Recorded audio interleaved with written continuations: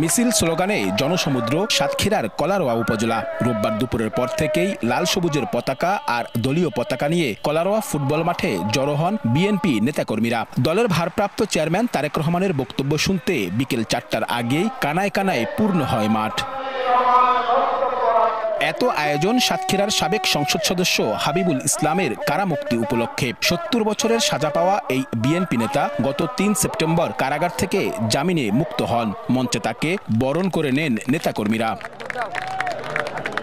সারা দেশে হাজারো বিএনপি নেতাকর্মীকে মিথ্যা মামলা দেয়া হয়েছে। স্বৈরাচার সরকারের পতন হলেও দেশ এখনো কাঙ্ক্ষিত লক্ষ্যে পৌঁছাতে পারেনি জানিয়ে তারেক রহমান বলেন, জনগণের সরকার প্রতিষ্ঠিত না হওয়া পর্যন্ত বিএনপির আন্দোলন চলবে।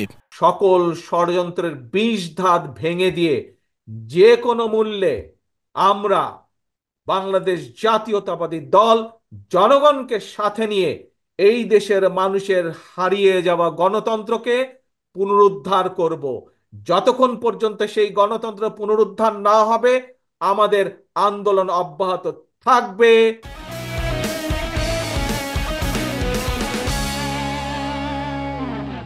স্বৈরাচারের পতন হলেও থেমে নেই ষড়যন্ত্র। সবাইকে ঐক্যবদ্ধভাবে মোকাবেলার আহ্বান জানিয়েছেন বিএনপির ভারপ্রাপ্ত চেয়ারম্যান তারেক রহমান।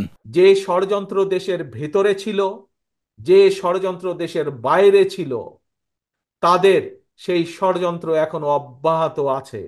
তারা কোনোভাবেই চায় না এই দেশের মানুষ তাদের গণতান্ত্রিক অধিকার ফিরে পাক।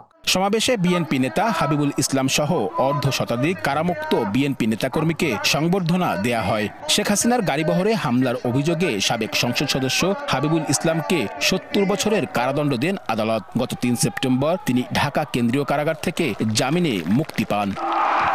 দুঃশাসনের সময় শেষ করে নতুন বাংলাদেশ নতুন করে সাজানোর আহ্বান জানালেন বিএনপির ভারপ্রাপ্ত চেয়ারম্যান তারেক রহমান।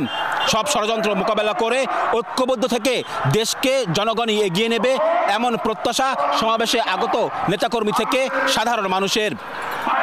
সাতক্ষীরার কলারোয়া থেকে আব্দুল্লাহ আল মামুন রুবেল, সময় সংবাদ।